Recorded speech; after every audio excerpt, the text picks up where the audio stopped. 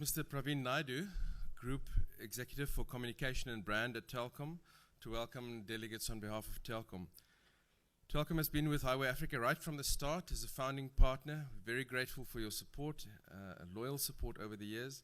They also sponsored the Telkom Highway Africa New Media Awards that will be handed out at a gala dinner on Tuesday evening. Mr. Naidoo has 20 years experience in newspaper journalism and management, including as a managing editor, 9 years in strategic corporate communications, and as Telkom's Group Executive Group Communication, he is responsible for all aspects of internal and external communication. Really grateful for your support, and welcome to Highway Africa. Thank you.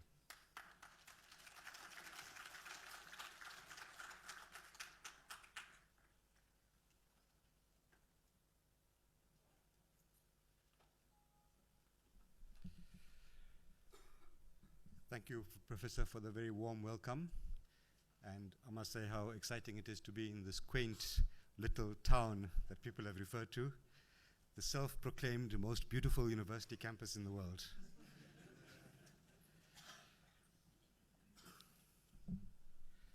Acting Vice-Chancellor and Deputy Vice-Chancellor, Dr. Cyril Mabizela, sir, Professor Herman Wasserman, members of the Steering Committee of the Global Forum for Media Development, Ms. Bettina Peters, Executive Director of the GFMD, sponsors and donors who are here present today, leadership and members of the African Editors Forum and the Southern African Editors Forum and the South African National Editors Forum. Can we ever hope to have so many editors in one place at one time? Members of the Diplomatic Corps and delegates to the Highway Africa and GFMD conference.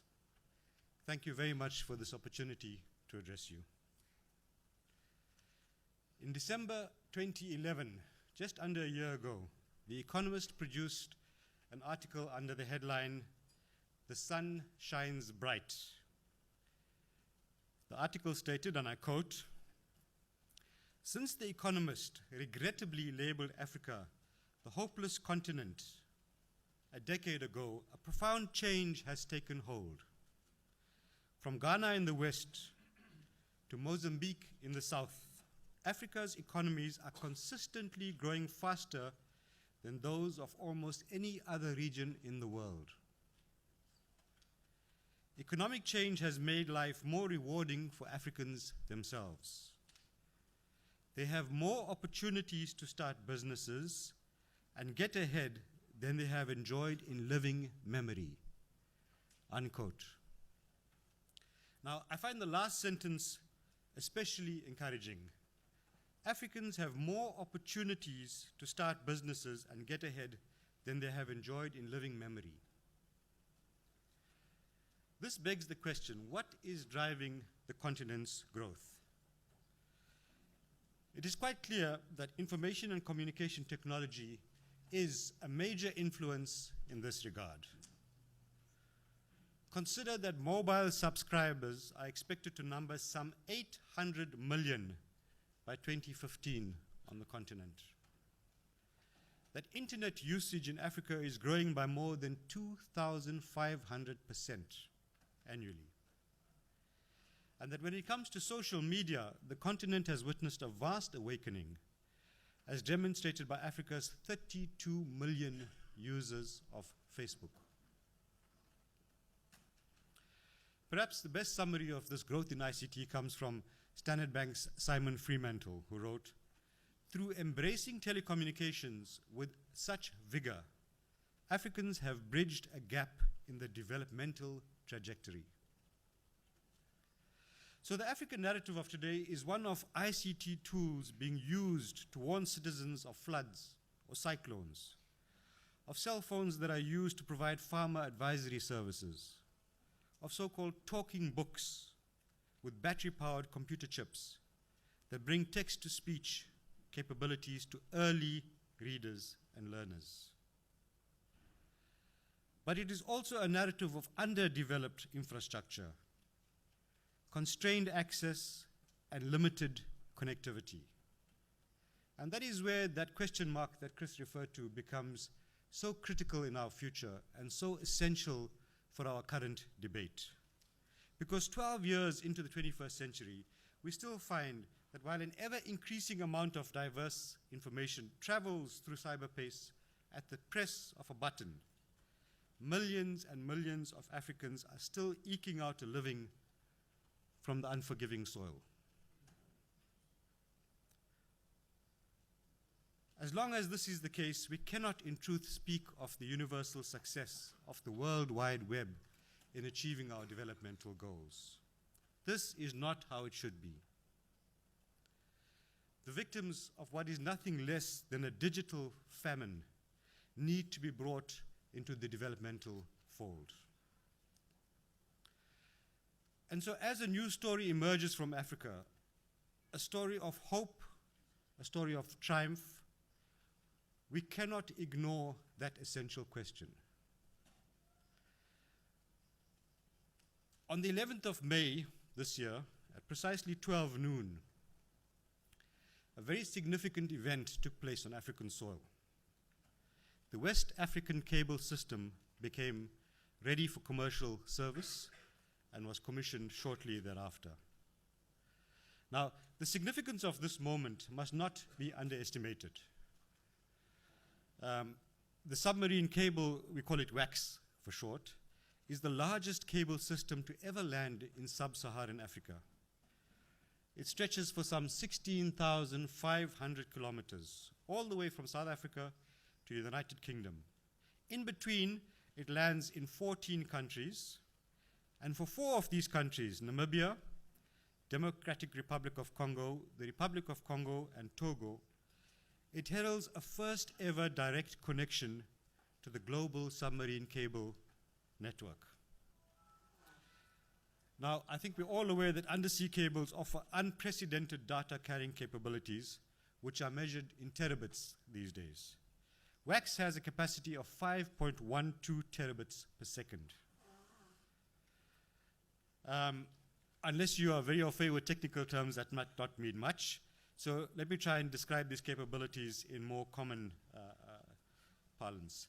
The SAT-3 cable, which was commissioned in 1999, allows us to download 44 high-definition movies in 1 second. Okay, that was in 1999. In 2010, with the EASY cable, we are now allowed to download 280 movies in a second. With WACS, we can do a staggering 1,024 high-definition movies in 1 second. That is 61,440 movies in a minute. Now, one can also think of 5.12 terabits in terms of telephone calls. It translates into 60 million simultaneous telephone calls. And when a compression technique is applied on top of this, the number increases to 500 million calls. So theoretically, 500 million people a second can connect to the outside world through WACS. And I think that is quite phenomenal. So it is a highly significant telecommunications infrastructure, WACS, and this investment was made possible by the joint efforts of African and global operators. It has ample capacity to serve the region's international connectivity for some decades to come. Apart from meeting the need for increased capacity, WACS will also contribute to lowering the cost of broadband, which is something that is essential for the future development of ICT throughout Africa. This is of additional critical importance if one considers how necessary it is to deploy applications such as e-education and e-health across the continent. Telkom is honored not only to have played a part in the development of the WACS system, but to be operating and maintaining the southernmost landing point on the west coast of South Africa. Colleagues, I believe that when it comes to ICT, the West African cable system is one of the leading African success stories. The challenge for us now is to address that question mark, to work out how we use this infrastructure to cross the ambiguities that face us. The fact that we have such a wonderful infrastructure available to us on the one hand, and on the other hand, we still have people who are starving, who are suffering from a lack of the developmental around them. I thank you for your kind attention, and I wish you everything of the best with the deliberations in the days to come. And I hope that at the end of it, we will have substantially unearthed the issues around this fundamental question mark. Thank you very much.